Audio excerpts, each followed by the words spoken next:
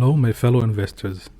In the previous video I explained how to calculate return on assets when comparing two companies to find out if the company is doing worse than the industry. In this video I want to show how I calculate return on assets when analyzing a company. So the first thing the return that I use to calculate return on assets is the net revenue. So although in the previous video I said you need to use the net revenue after depreciation, so the reason for that was because when we're comparing two companies, one company might have high depreciation, but when I want to analyze a company by itself, what I want to look for is to see the company's efficiency. So after I came to the conclusion the company is doing worse than the industry, now I want to see how efficient is the company in its growth. That's my goal. So I don't care to use the net revenue because that's the actual number they're earning each year. So the way I like to do to analyze a company, I'll divide it to three different ratios. The first one would be return on assets, return on intangible assets, and return on PPE. So the return on assets that I do, the usual formula, I'll do only the tangible assets. So the reason why I do all the tangible assets is the intangible assets, let's say, will be a goodwill the company bought that isn't an asset the company has, but it would include the cash or accounts pay, receivable, everything that's in the normal operations of the company would be in the tangible assets. So that would be my first return I'd want to calculate. And what I'm doing is I want to see how much is the company generating from all its tangible assets. It's cash, it's PPE, it's everything that has to do with operations. And the reason I exclude the intangible assets, because sometimes the intangible assets could be a huge amount of money the company bought or acquired another company, or maybe they're overvaluing their trademarks or anything else they have. So I want to know how much is the company generating from its tangible assets. So besides looking at each year's number, I'd want to see the growth throughout the years. So over here we're going with the company in 2002. So the return on assets was 7.2%. The next year, another growth, 7.7, 9, 9.5. So over here it's 2007, it went down. 2008, 2009, it's going down, but these are bad years when there's a recession. But you want to see a consistent growth each year on the assets. So here we have 8, 9, 9, 10, 11, 11, 19. And what I'll do afterwards, I'll do the average. I'll solve this part later. I'll do the average of the past 10 and 20 years. So the first part is the return on assets, is the tangible assets. Then I'll do return on intangible assets. And the reason why I want to see the return on the intangible assets is if a company acquired another company, I want to know did the company do a good choice.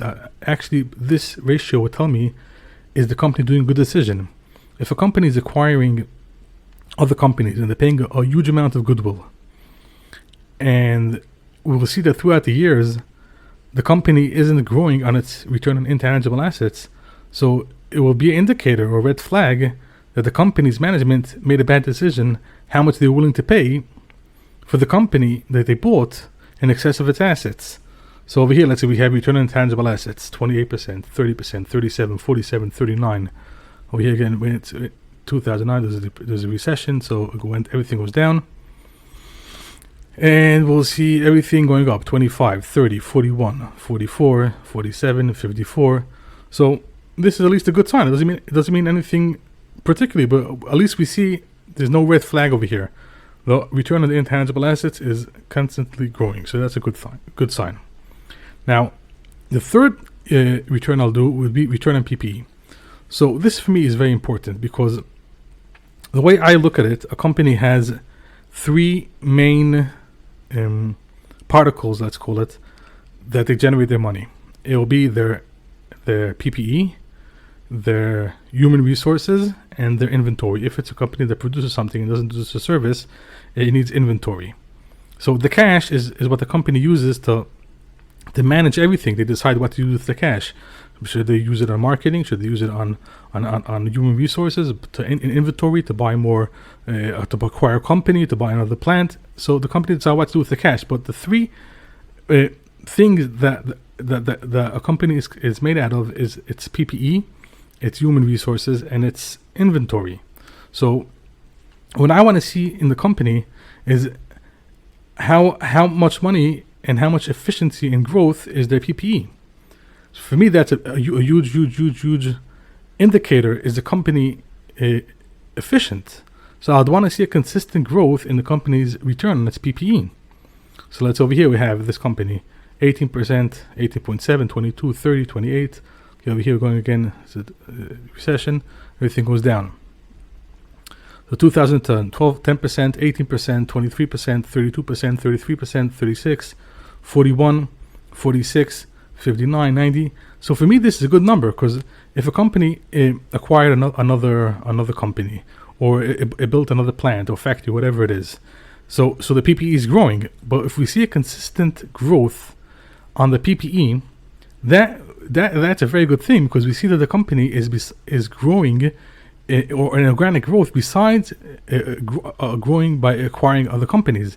So let's say there could be a company that has $1 million in assets, and it'll buy another asset, and it took a debt of 1 million, and it bought, let's say, another asset of 1 million.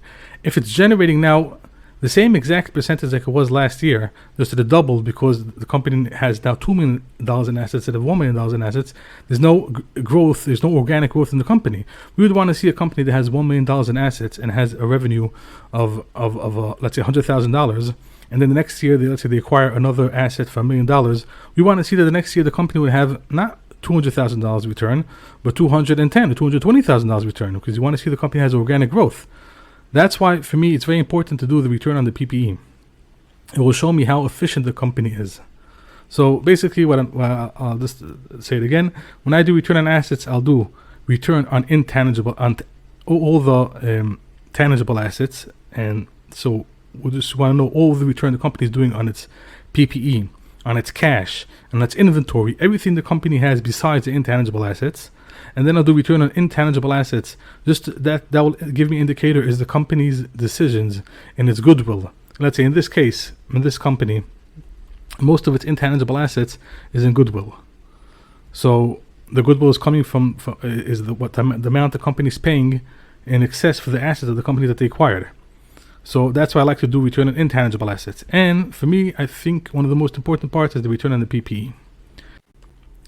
Okay, so the last part I like to do after I filled in all the stats, all the data, is I like to see the average of the past 10 and 20 years.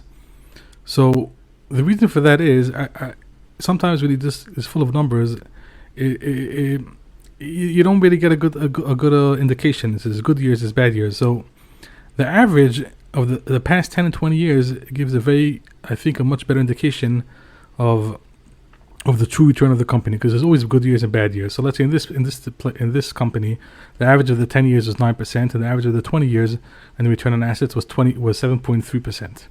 And the reason, almost always, the average in the 20 years will always be lower, almost always than the past 10 years, because the more recessions and bad years you have, it will always take down the average of all the years in between. So over here was a difference of 2.5%. And return on the intangible assets, we see in the past 10 years was 51%, in the past 20 years was 36%.